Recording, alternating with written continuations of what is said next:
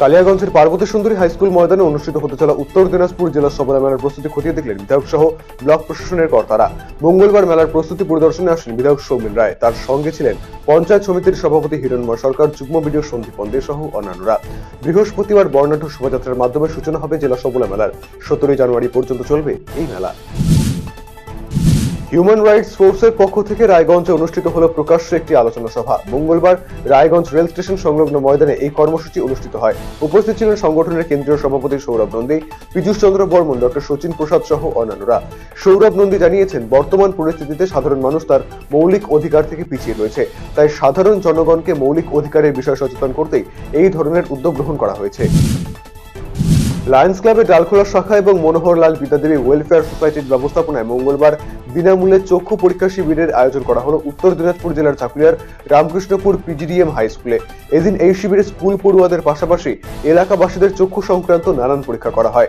ওষুধের পাশাপাশি প্রয়োজনীয় পরামর্শ দেওয়া হয় এই দিনের শিবিরে। কামতাপুর পিপলস পার্টি ইউনাইটেডের এক কর্মীকে অন্যায়ভাবে গ্রেফতার করার প্রতিবাদে মঙ্গলবার মালদার বামনগোলার পাকুয়াহাট এলাকায় বিক্ষোভ মিছিল করল সংগঠন নেতাকর্মীরা। এদিন সংগঠন কার্যালয় থেকে শুরু হয় পাকুয়াহাটের বিভিন্ন এলাকা পরিক্রমা।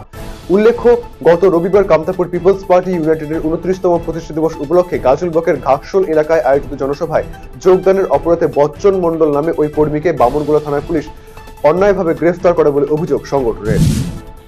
শীতকালীন বাৎসরিক ক্রীড়া প্রতিযোগিতা অনুষ্ঠিত হলো ইটাহারে। মঙ্গলবার ইটাহার উচ্চ বিদ্যালয়ের ফুটবল মাঠে মশাল দৌড়ের মাধ্যমে প্রতিযোগিতার সূচনা হয়। অংশগ্রহণকারী ছাত্রছাত্রীরা এদিন দৌড়, উচ্চ লম্ফন, দীর্ঘ লম্ফন সহ অন্যান্য ইভেন্টে অংশ নেয়। এদিনের ক্রীড়ানুষ্ঠানে উপস্থিত ছিলেন বিদ্যালয়ের প্রধান শিক্ষক সুব্রত নারায়ণ ধর, প্রবীর রঞ্জন সরকার, যাদব চৌধুরী সহ অন্যান্য বিশিষ্ট ব্যক্তিরা।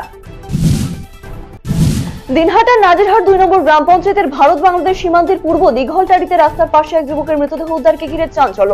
মঙ্গলবার সকালে অজ্ঞাত পরিচয় যুবকের মৃতদেহ উদ্ধার নিয়ে শোরগোল পড়ে যায়। ঘটনার খবর পেয়ে সেখানে ছুটে যায় দিনহাটা মহকুমা পুলিশ আধিকারিক ত্রিদীপ সরকার সহ ব্লক প্রশাসনের আধিকারিকেরা। স্থানীয় বাসিন্দাদের ধারণা, রাতের অন্ধকারে গরু পাচারের সময় মৃত্যু হয়েছে ওই যুবকের, যদিও বিএসএফ এর পক্ষ থেকে এখনো কিছু জানা যায়নি। রাজ্যের একাধিক জায়গায় সোনার দোকানে একের পর এক ডাকাতি ও হামলার ঘটনায় স্বর্ণশিল্পীদের নিরাপত্তার স্বার্থে 9 দফা দাবি নিয়ে তুফানগঞ্জ থানায় ডেপুটেশন প্রদান করল বঙ্গীয় স্বর্ণশিল্পী সমিতি তুফানগঞ্জ শাখা। মঙ্গলবার তুফানগঞ্জ স্বর্ণশিল্পী সমিতির একদল প্রতিনিধি তুফানগঞ্জ থানার ভারপ্রাপ্ত ওসি নকুল রায়ের হাতে স্মারকলিপিটি তুলে দেয়। এই অবস্থায় তুফানগঞ্জ শাখার স্বর্ণশিল্পী ও স্বর্ণ ব্যবসায়ীরা আতঙ্কিত। আগুন পোহাতে গিয়ে এক বৃদ্ধার মৃত্যুর ঘটনাকে কেন্দ্র করে চাঞ্চল্য ছড়িয়ে পড়ল গাজল 1 নম্বর অঞ্চলের পাওয়ার হাউসের পেছনে কচুয়াপাড়া এলাকায়। খবর পেয়ে ঘটনাস্থলে ছুটে আসে স্থানীয় লোকজন ও গাজল থানার পুলিশ। খবর দেওয়া হয় মালদা দমকল বিভাগেও, যদিও দীর্ঘক্ষণ চেষ্টার পর আগুন নিয়ন্ত্রণে আসে। অশীতিপর মৃত ওই বৃদ্ধার নাম মালতী রানী দাস। মৃতদেহ উদ্ধার করে ময়নাতদন্তের জন্য মালদা মেডিকেল কলেজ ও হাসপাতালের মর্গে পাঠানো হয়েছে।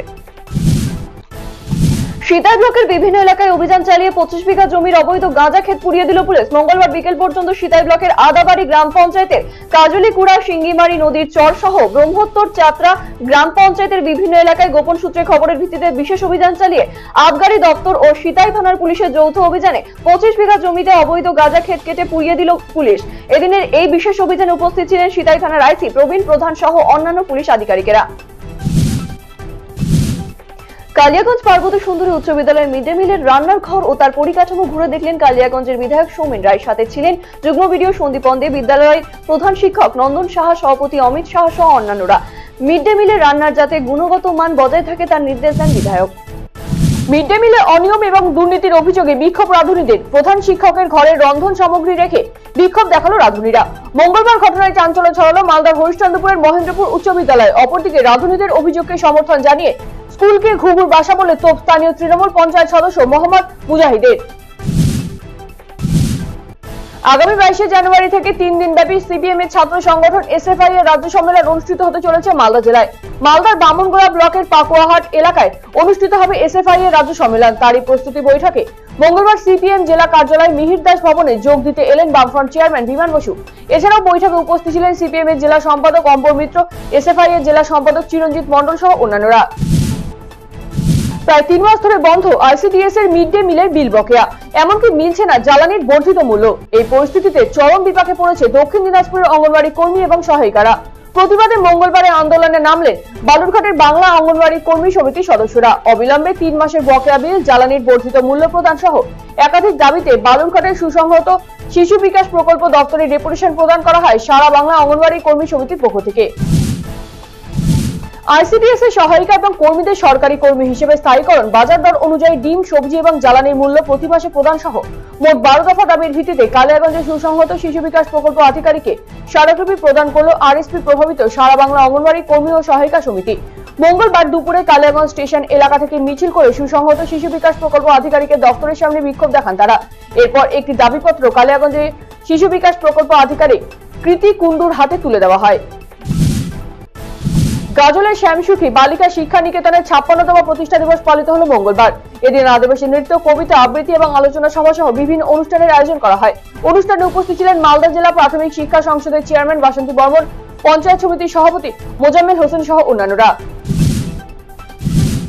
রায়গঞ্জের মধ্য মোহনবাটি গ্রন্থাগারে বর্ষপূর্তি উপলক্ষে সাহিত্য সংস্কৃতি অনুষ্ঠানের আয়োজন করা হলো মঙ্গলবার। এদিন বিকেলে বিশিষ্ট মানুষজনদের উপস্থিতিতে এই অনুষ্ঠান পরিপূর্ণতা লাভ করে। এবারে 40তম বর্ষপূর্তি এই বছর। একসময় ছোট্ট একটি টিনের কুঠিরে এই গ্রন্থাগার চালু হয়েছিল। বর্তমানে এখানে 7000-এরও বেশি বই রয়েছে। গত 7 তারিখ কচিকাচাদের নিয়ে বসে আঁকা প্রতিযোগিতার আয়োজন করা হয়েছিল। মঙ্গলবার অনুষ্ঠিত হয় সাহিত্য বাসরের অনুষ্ঠান।